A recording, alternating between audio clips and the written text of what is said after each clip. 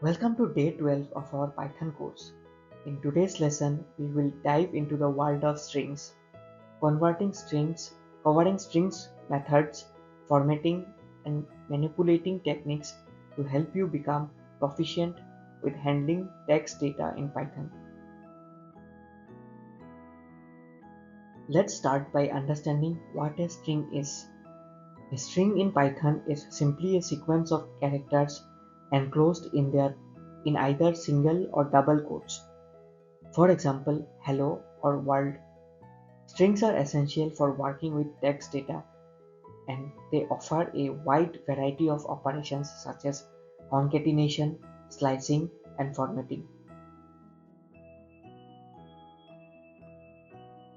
One common operation with strings is concatenation, which means combining two or more strings. In Python, you can concatenate strings using the plus sign. For example, let's say we have two strings hello and world. By combining them with a space in between, we get hello world. It's that simple. Another important operation is string slicing. Slicing allows us to extract a portion of a string. We do this by specifying the start and end indices. For instance, if we have the string hello world and we want to extract hello, we can use slicing text 0:5. Here's a great way to grab specific parts of your strings. Now let's talk about string formatting. Python offers several ways to format strings. One way is using the format method. For example, if we have a variable name set to John, we can use the format method to insert it into a string hello.format name. This will output hello John. A more modern way is using f-strings, which allows us to embed variables directly in the string like this f hello comma name. String interpolation is another powerful technique, particularly with f-strings in Python. This allows you to embed expressions directly inside strings. For example, if you want to include the result of a calculation, you can write something like f the sum of a and b is a plus b. It's a convenient way to include dynamic content in your strings. Python strings come with many built-in methods.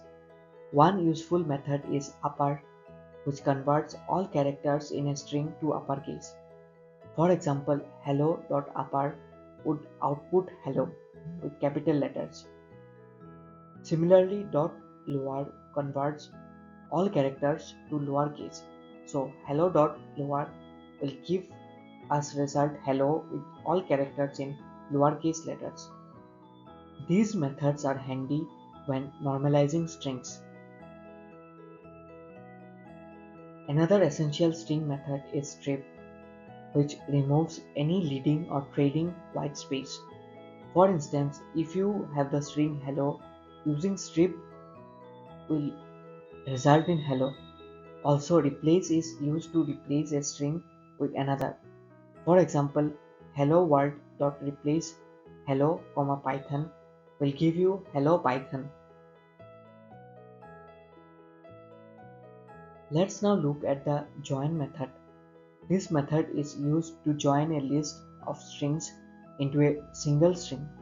Suppose you have a list like apple, banana, cherry. Using join with a space separator, dot join words would return apple, banana, cherry.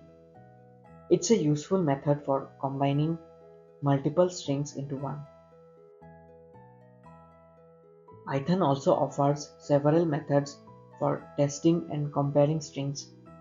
For example, starts with checks if a string begins with a specific substring, while ends with checks if it ends with a with 1. For example, hello world dot starts with hello would return true. These methods are great for string validation. Similarly, find is a method that returns the index of the first occurrence of a string. If the substring is found, it returns -1. If the substring is not found, it returns -1. For example, hello world.find world will return 6 because world starts at index 6 in the string. Sometimes you need to include special characters in your strings, and that's where escape sequence comes in. For example, \n adds a new line, \t adds a tab, and \/ adds a backslash. So if you print hello \n world, it will appear as two lines, hello on the first and world on the second. Now it's your turn for a practice session.